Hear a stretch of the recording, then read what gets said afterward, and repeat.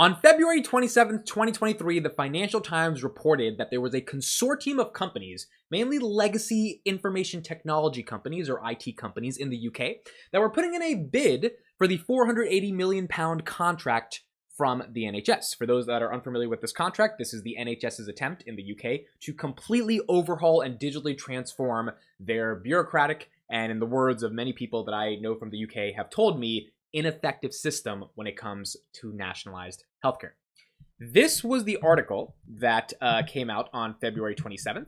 Before we get into the video, real quick, dailypalantir.com/subscribe. My newsletter, we're at 1,800 subscribers. I'm trying to get to 2,000 by the end of April. Free newsletter every single day, Monday through Friday. It's on Substack. I've been enjoying publishing that. Please check it out. Link in the description. All right, let's get to the video.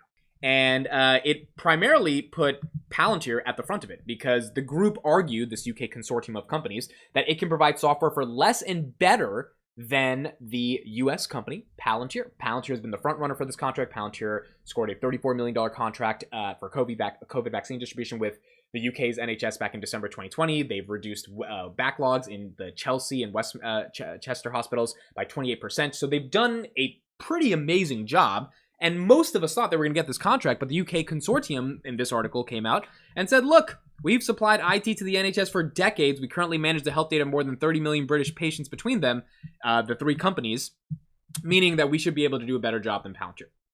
I said at the time, look, I don't think this consortium is ultimately going to be effective because if they were going to solve the problems, they would have solved it by now. It's been 2 decades where the NHS has been trying to innovate and trying to figure out these problems. They haven't been able to get the job done. Palantir solved backlogs and COVID vaccine distribution within the matter of a couple of years. Why wouldn't they get this contract? Well, a new article is out. This article came out yesterday that the UK consortium is unsuccessful in its bid for the £480 million federated data platform. The UK consortium bidding to run the $480 million federated data platform for the NHS has been unsuccessful. Shane Tickle, the chief executive and founder of one of the consortium members, Vor Health Technologies, confirmed to Digital Health via Twitter. Digital Health is a news magazine in the UK that covers the healthcare space.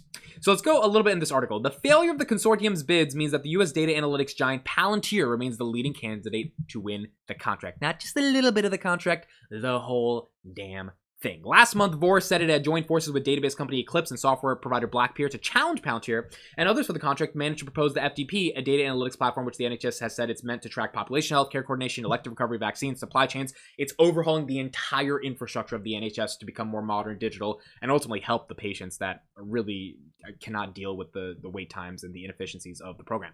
NHS England officials have said that the future FDP will bring together a range of data sources to provide NHS managers and senior civil servants with the insight to make better decisions. What does that sound like?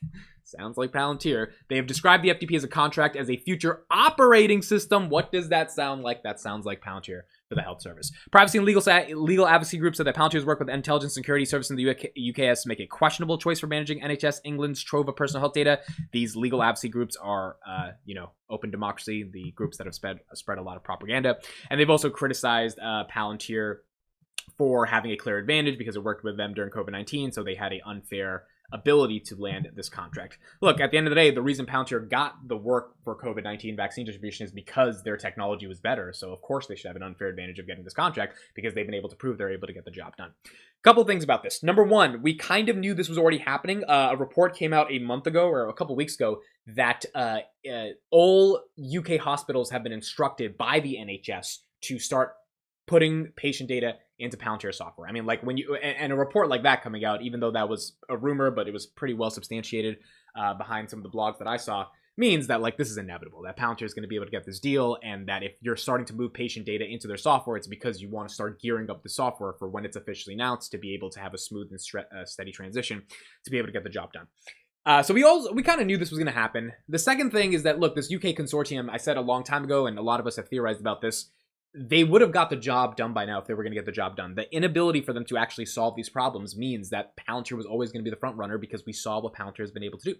If Palantir has been able to solve these particular problems in a pretty meaningful way, then it just didn't make sense for any consortium of companies to come together and be like, let's get the job done, especially when those companies are a group of companies, and there's a famous saying that you just can't have too many chefs in the kitchen. You want one operating system, one data platform, one ability to see everything, get the job done, and really trust that it's going to work meaning the technology has to be imminent and get the job done, versus a consortium, this interesting word, or like a group of companies, right, working together, trying to figure out how to solve it. Like it sounds like a recipe for disaster. It made no sense. And although the NHS is incompetent, not my words as an American Westerner, the words of UK subscribers that have told me the NHS is incompetent.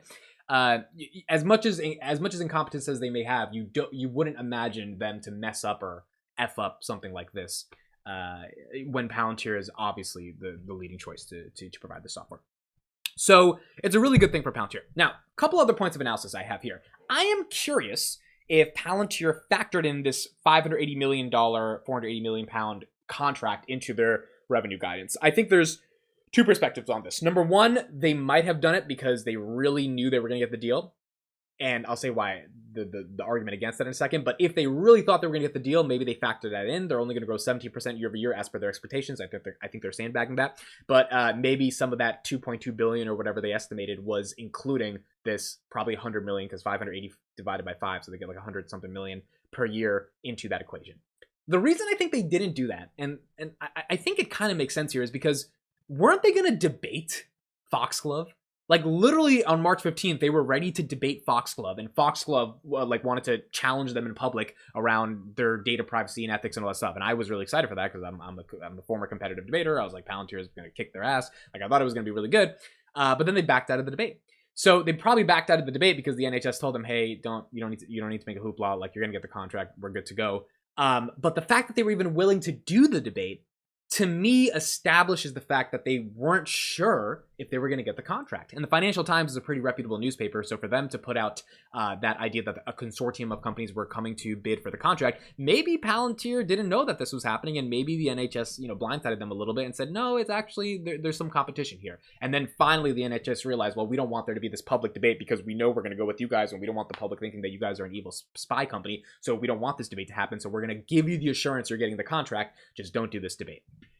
If that's the case, and if they were so willing to do this debate to fight for this, $580 million is a big contract, right? You don't want to lose that. It seems to think that maybe they didn't factor this into the revenue guidance, which is going to be good because that means there's another 100-something million they're adding onto top line revenue this year, which is going to increase the growth rate. And hopefully they get a couple more contracts, that we don't know about, that is going to increase the growth rate as well. So, ultimately we will see what happens. It's a really interesting thing to kind of see this whole play out. I don't think they factored into the revenue, and if they didn't, this is going to be good for us as shareholders. The other final piece of analysis I had is we did a take on this, and I'll put it in the description, of what Palantir's healthcare system, Palantir operating the UK's healthcare system means for other countries across the world that have inefficient healthcare systems. It's a big deal. Like outside of the money, this NHS contract is a very big deal for the UK. 67 million people. For that organization, the NHS in the UK, to trust 67 million people's health and privacy data with one company means that one company not only has the technology to be able to get it done, but they actually have the privacy, the data, the governance controls to be able to secure that treasure trove of data, which is also pointing towards a larger argument about how LLMs are going to be introduced within the enterprise when it comes to artificial intelligence. Do you have the security protocols to be able to protect an enterprise's, or in this case, a hospital's data? Really big deal. I think artificial intelligence is definitely going to be implemented within the NHS's federated data platform. Palantir has been working on this for a while, and this is a contract they deserve to get, and this is a contract that is going to showcase to the rest of the world that has socialized healthcare systems that if you want to have them socialized, nationalized, and you want them to be efficient, you got to call up Palantir. I'm excited for them to get this contract, and this article just kind of further solidifies that they're going to get the deal. So let me know your thoughts. Thanks so much for listening and watching. Please subscribe to dailypalantir.com/subscribe for a free newsletter every single day. I'll see you guys in the next one.